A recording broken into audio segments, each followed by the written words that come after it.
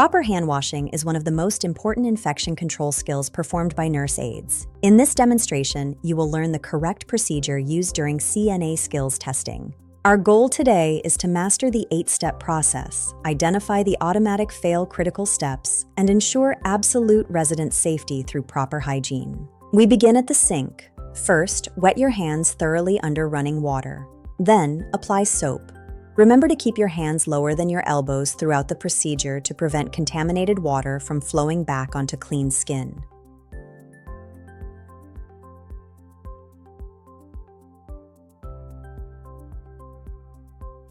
Now for the friction.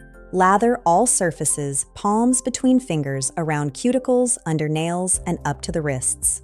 This leads us to our first critical step. You must continue this friction for a minimum of 20 seconds. Failing to do so is an automatic fail.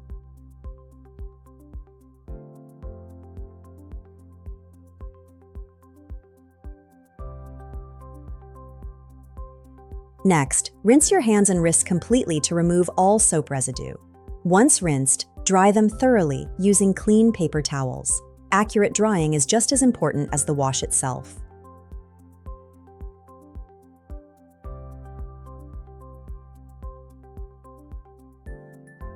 To finish, use a clean, unused paper towel to turn off the faucet. Never touch the faucet with your clean hands. Finally, discard the used paper towels in the appropriate trash container.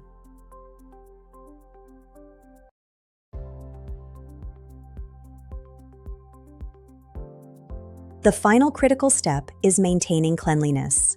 Do not touch the sink, the faucet, or any contaminated surface after washing. Recontaminating your hands at this stage will also result in an automatic failure on the exam.